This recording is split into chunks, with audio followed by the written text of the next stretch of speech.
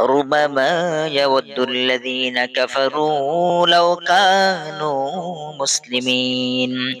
ذرهم يأكلوا ويتمتعوا ويلههم الأمل فسوف يعلمون وما أهلكنا من قرية إلا ولها كتاب معلوم ما تسبق من أمة أجلها وما يستأخرون وقالوا يا أيها الذي نزل عليه الذكر إنك لمجنون لو ما تأتينا بالملائكة إن كنت من الصادقين ما ننزل الملائكة إلا بالحق وما كانوا إذا منظرين إنا نحن نزلنا الذكر وإنا له لحافظون ولقد أرسلنا من قبلك في شيع الأولين وما يأتيهم من رسول إلا كانوا به يستهزئون كذلك نسلكه في قلوب المجرمين لا يؤمنون به وقد خلت سنة الأولين ولو فتحنا عليهم بابا من السماء فظلوا فيه يعرجون لقالوا إنما سكرت أبصارنا بل نحن قوم مسحودون ولقد جعلنا في السماء بروجا وزيناها للناظرين وحفظناها من كل شيطان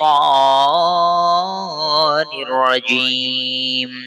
إلا من استرق السمع فأتبعه شهاب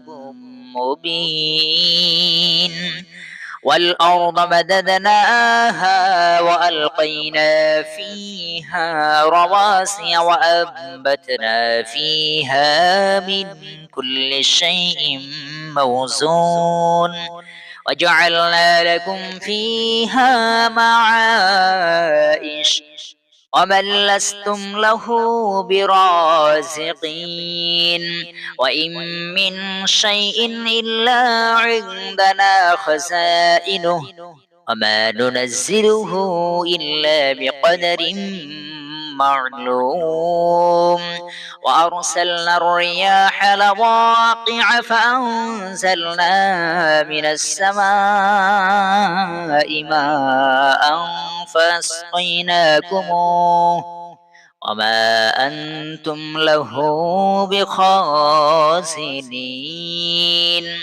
وإنا لنحن نحيي ونميت ونحن الوارثون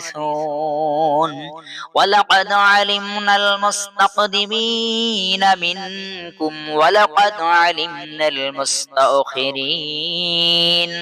وإن ربك هو يحشرهم إنه حكيم عليم ولقد خلقنا الإنسان من صلصال من حمأ مسنون والجان خلقناه من قبل من نار السموم وإذ قال ربك للملائكة إني خالق بشرا من صلصال من حمأ مسنون فإذا سويته ونفخت فيه من روحي فقعوا له ساجدين فسجد الملائكة كلهم أجمعون